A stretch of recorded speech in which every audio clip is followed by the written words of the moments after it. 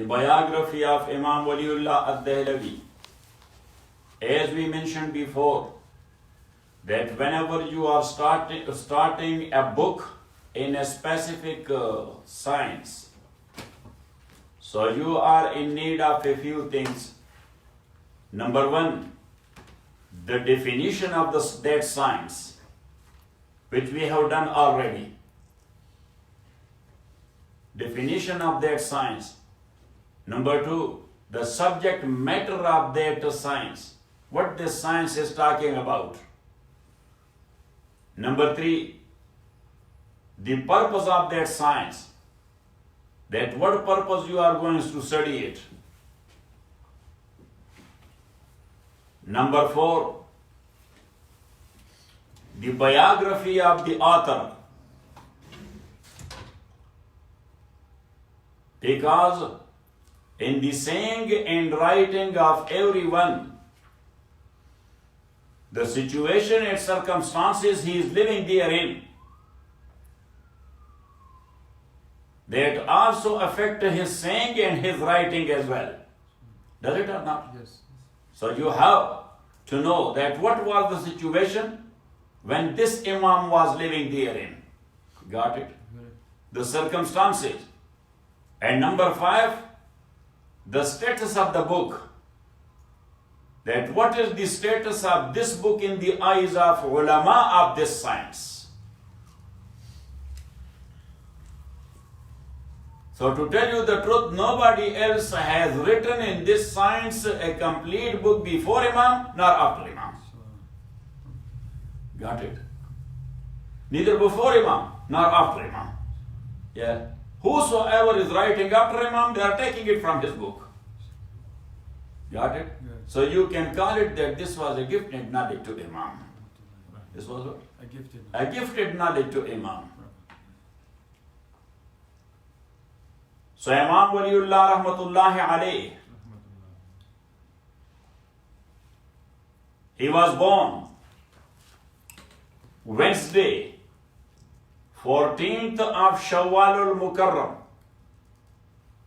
Shawwal, the Eid al-Fitr month. 14th of Shawwal al-Mukarram. 1114 after Hijrah. Year was 1114. At sunset time, at sunrise time, not sunset. At sunrise time, waqt tulu'i shams. So that's why the ulama said, كَأَنَّهُ شَمْسُ هَذَا الْعِلْمِ قَدْ طَلَعَتْ. Like he was the first ever son of this science that he was risen.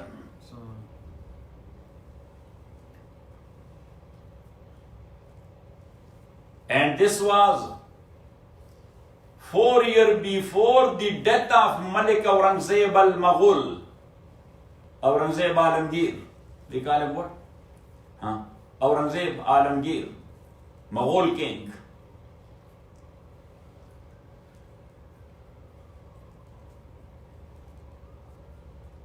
His father, Shah Abdul Rahim, he was a great alim, known for his taqwa.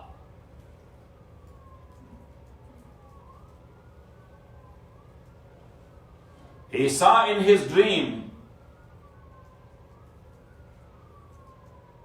Sheikh Qutbuddin Bakhtiyar Kaki. Sheikh Qutbuddin Bakhtiyar Kaki, rahimahullah. He is a well-known Wali of Allah. Yes, in subcontinent, that area, everybody knows his name. Sheikh Qutbuddin Bakhtiyar Kaki, Khwaja Bakhtiyar Kaki. Briefly we say, Khwaja Bakhtiyar Kaki, rahmatullahi alayh, who passed away in 633 after Hijrah. Yes, 633 after Hijrah. Bakhtiyar Kaki, rahmatullahi alayh. So he saw this great wali in his dream. he was telling him that you will have a son who will be a great man and great personality. But give him my name, Qutbuddin Ahmad. His name was Qutbuddin Ahmad. So give him my name, Qutbuddin Ahmad. But when Imam Waliullah was born, his father forgot about the dream.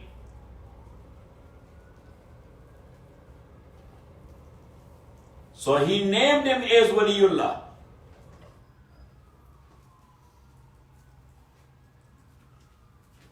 But after a few years, he recalled his mind that, oh my God, I had forgot that dream.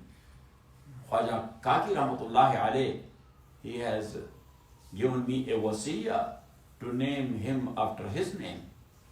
Got it? So that's why he clubbed that name of Khwaja Qazi with the name of his son. So now when we mention Imam Waliullah, so we say Waliullah Qutbuddin Ahmad. His name is Waliullah Qutbuddin Ahmad.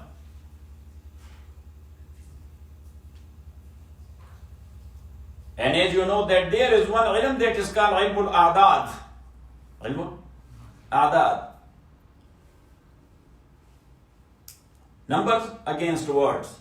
Numbers against words. That's called Ilmul Abjad also. Ilmul Abjad. So in Ilmul A'dad is the year of his birth. If you will put the huruf and the letters against that number, so it comes Azimuddin. It comes Azimuddin. Azimuddin means the great personality in Deen.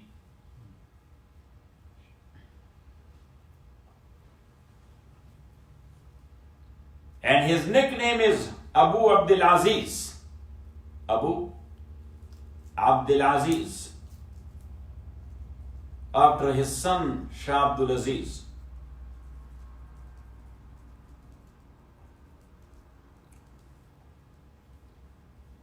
Imam's lineage.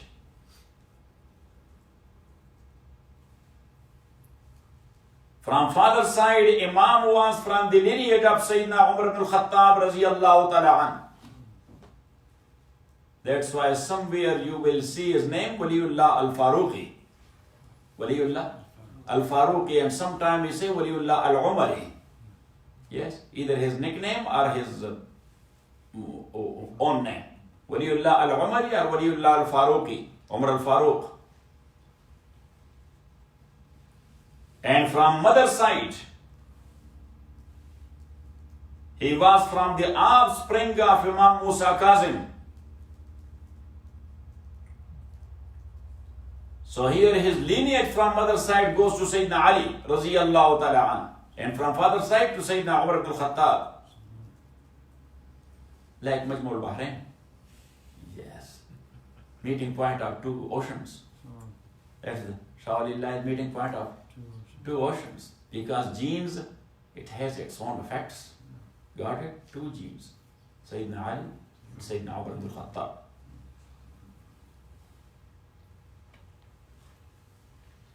His father, Shah Abdul Rahim,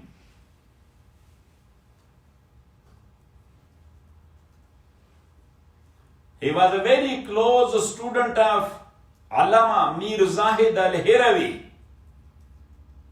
He was from Herat. He was the Kaka of Nasim. Allama Mir Zahid al-Hirawi.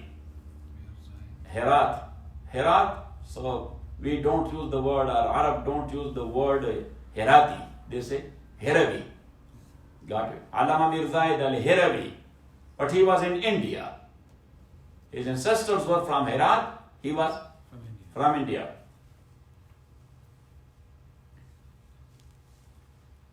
In logic or in mantiq, he has a famous book that is part of the text in Madaris, and that book is also called Mir Zahid. after his name? Mir Zahid. Zahid or Zahid? Zaza, from Zuhud. Yeah, but Ha, Zahid. Ha Zahid, yes. From Zuhud.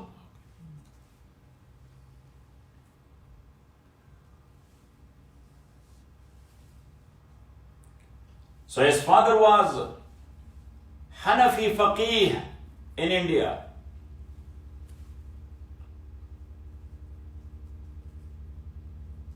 His mother's name was Fakhrun Nisa. She was the daughter of Sheikh Muhammad Pulati. Sheikh Muhammad Pulati. Pulat, that is a city in India. Pulat? Yes, that's a town, not big city. That's what? That's a town. Pulat. Pa, the same pa which is in our language with the 3 dots, yes. Not in Arabic, yes.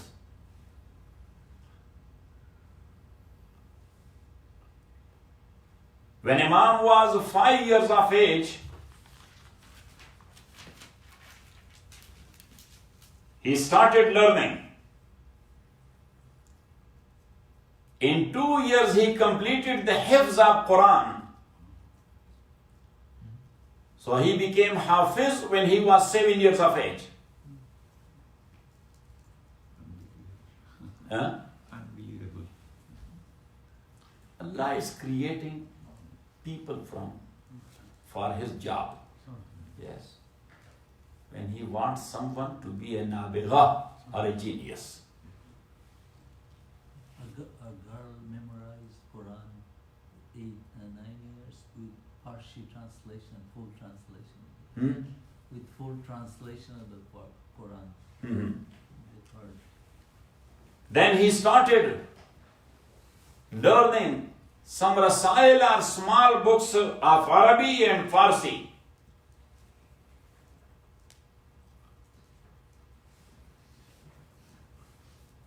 For 1 year.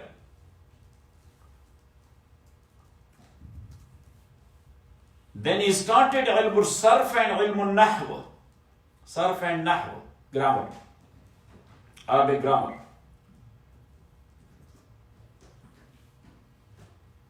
When he was 8 years of age, so he was studying the utmost highest book in the text of grammar, Al-Fawaid al-Diya'iyya. Al-Fawaid al-Diya'iyya. Al-Fawaid al-Diya'iyya.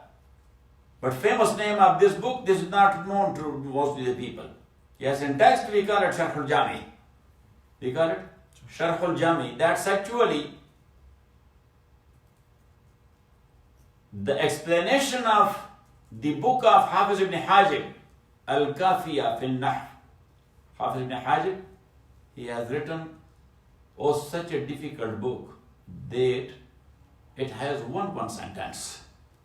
And in the whole class, you will learn only one sentence.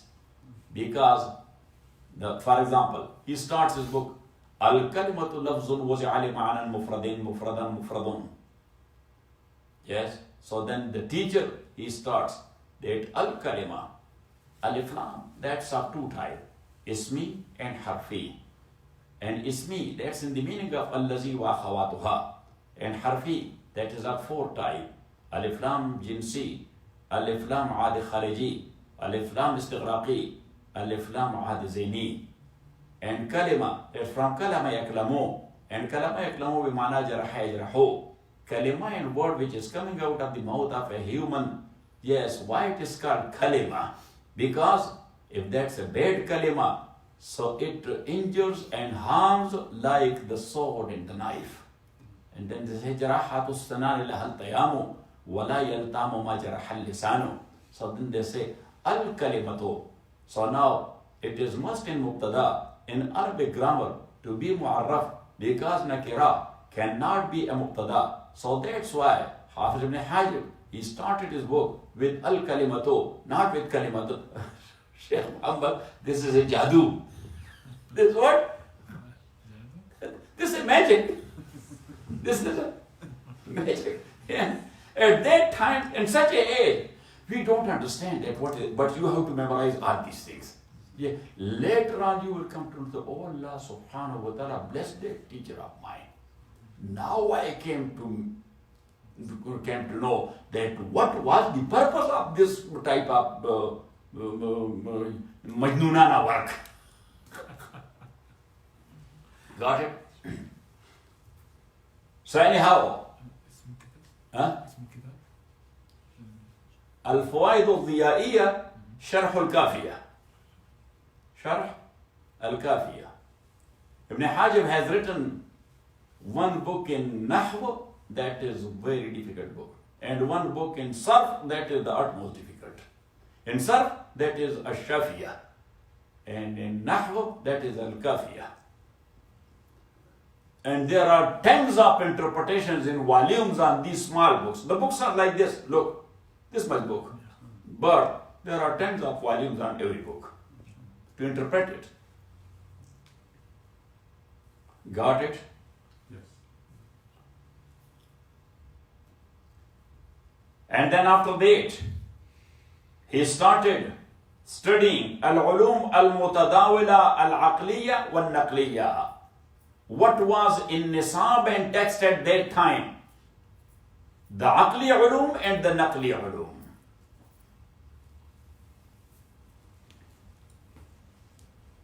So he was a graduate alim when his age was 15. And he started teaching with his father.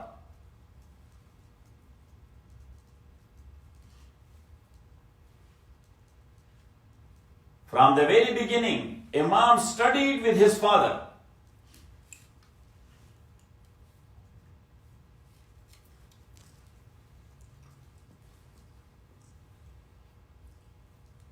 He was teaching until 1143 after Hijrah.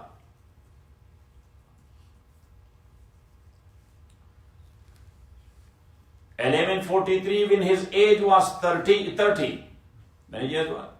30. So it means that he taught for 15 years. When his age was 30, so he traveled to Haramain. He arrived in Mecca, 15th of Zulqa'dah, 1143. He performed the Hajj.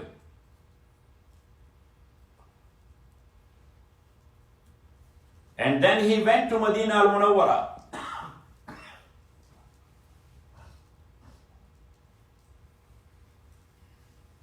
He learned there in Haram-e Nabawi from Sheikh Abu Tahir al-Kurdi al-Madani.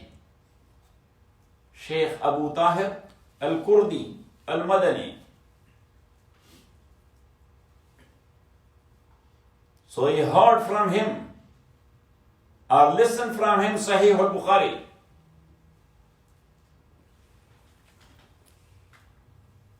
Also, the Sahih as-Sitta, the remaining Sahih as-Sitta, Muslim, Abu Dawud, Tirmizi, Nisai, and Ibn Majah, and Muwatta of Imam Malik, Kitabul Asar of Imam Muhammad ibn Hassan, and Musnad of Imam Darimi.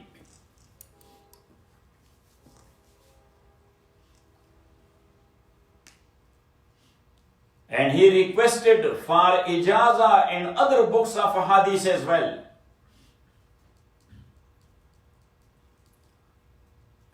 Then he came back to Mecca. All this happened in 1 year. So then he came back to Mecca and performed another Hajj. Also, he learnt al-Muwatta from Sheikh Wafdullah al-Makki al-Maliki. Sheikh Wafdullah al-Makki al-Maliki.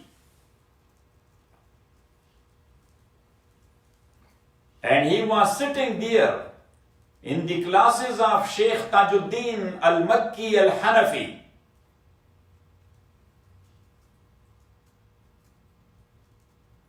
In the classes of Sahih al-Bukhari. Also, some portions of Sahih Sitta.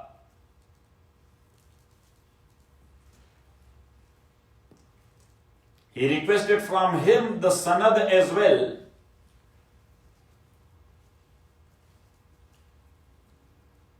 And came back to India in 1145.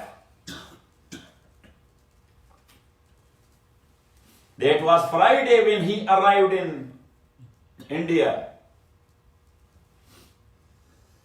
And he started teaching once again.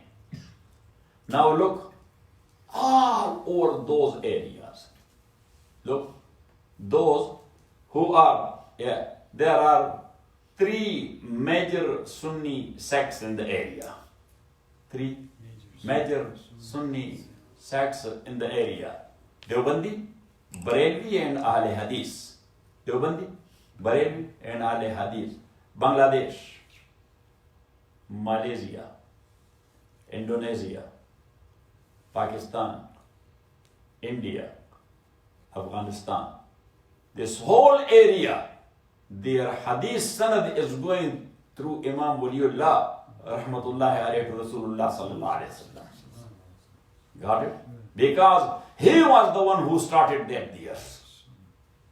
Got it? Otherwise, people used to study fiqh only. They used to study ulum aqliyah and Usul Ul Fiqh and Tafsir. Yes. And hadith, they said that there is no need of studying hadith because fiqh is actually the cream of hadith. Already we got it.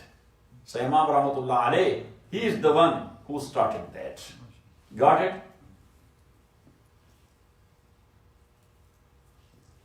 He himself, in one of his book, that book name is Al-Juz'ul Latif. Al-Juz'ul Latif. في ترجمة العبد الضعيف. في ترجمة, in biography of this weak slave of Allah subhanahu wa ta'ala.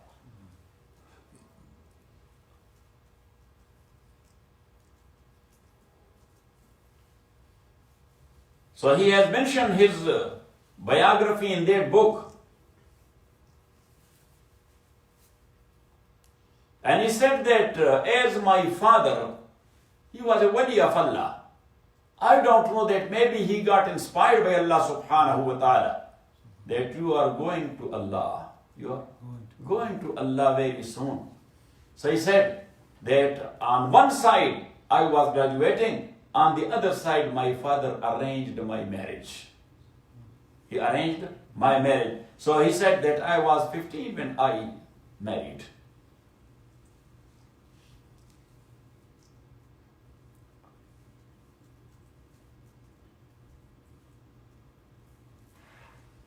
In his presence, he taught for 2 years because his father passed away when his age was 17.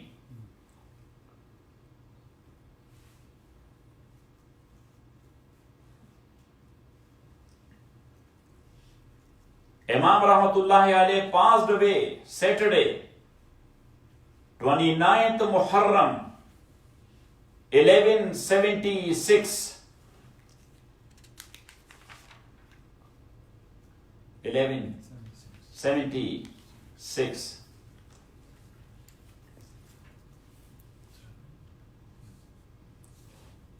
That was August 20th, 1762.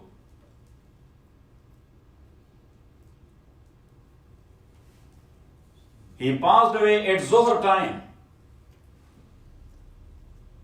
And he was buried there in Delhi. Now Najam will show you one of our friends, he visited his grave. Yes, now, last month. You have it. Yeah, so he will show you the grave because the Sheikh Tamim, he went to India, so he sent him a picture of Imam Rahmatullahi alayh. Oh, remind me, I will give you some other information for Sheikh Samir. Yes, I got it freshly. Yeah, Sayyidina Amr ibn al-As radiyallahu ta'ala, he's in Istanbul.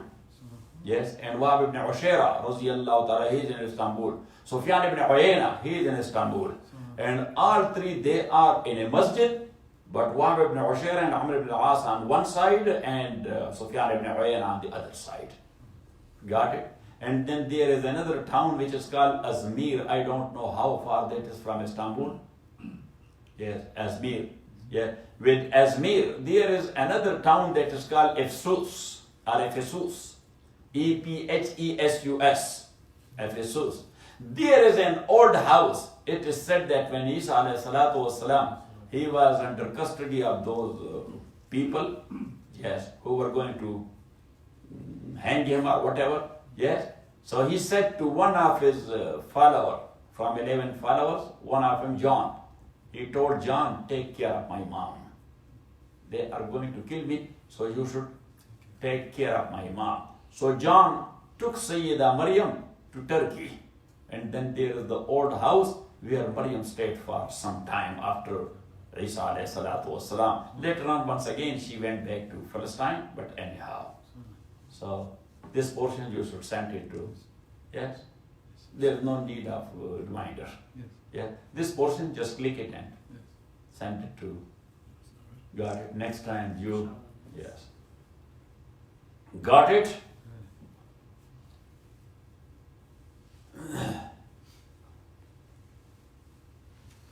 Imam Rahmatullahi alayhi, he married the daughter of Sheikh Ubaidullah Pulati. Sheikh Ubaidullah Pulati. And from that wife, he got one son by the name of Sheikh Muhammad and one daughter by the name of Amatul Aziz.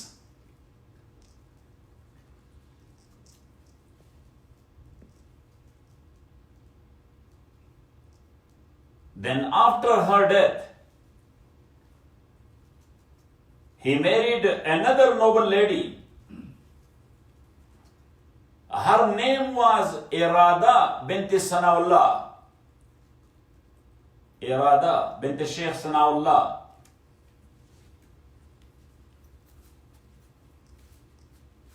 So he got 4 sons from this lady. Shah Abdul Aziz al-Muhaddis, Shah Rafiuddin, Shah Abdul Qadir, and Shah Abdul Ghani.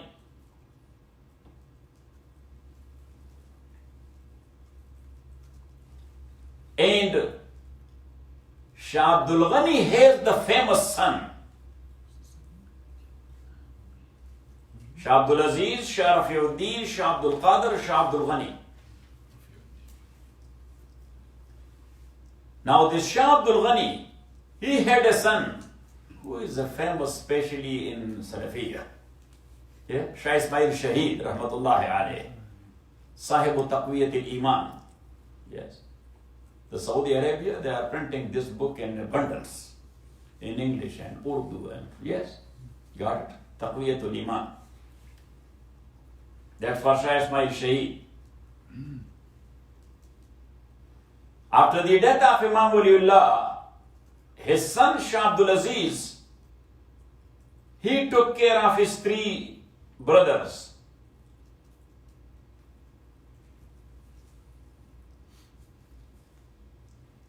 And also he took care of Shah Ismail Shaheed. Even though Shah Abdul Aziz was the elder brother, but all his 3 brothers died before him.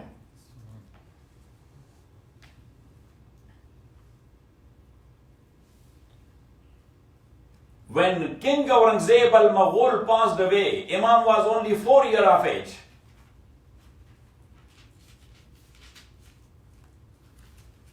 After Aurangzeb Alamgir, there was a turmoil in India. There was turmoil in India.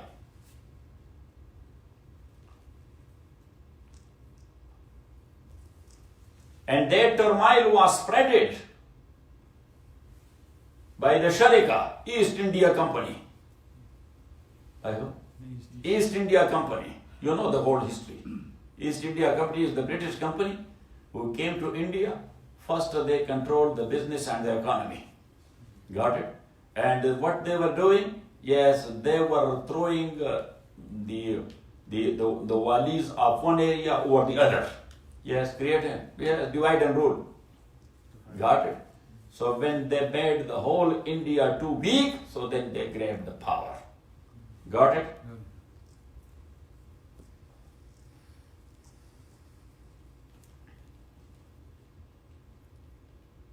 So, after Aurangzeb, the Shia sect, they took control of the kings.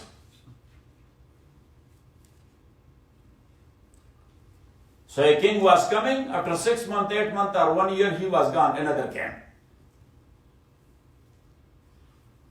Imam in his lifetime, he saw 10 or 11 kings, one after the other. And they were kings by name. Their hands were tied. Everything was controlled by the Sharika, by the company. Got it? Yes. So when Imam came back from Haramain, so he did two things. Mostly the Muslim, they were doing all that what the Hindus were doing. Yes? And also the Ahl Tashayyo, yes, they are also doing the same thing. Got it? So he started a rejection of bad customs of Hindus and also evil faiths of Ahl Tashayyo. And also the khurafat, the bad things mixed with tasawwuf and suluk. So he was fighting on so many fronts. And he was trying to attract people towards Kitab and Sunnah.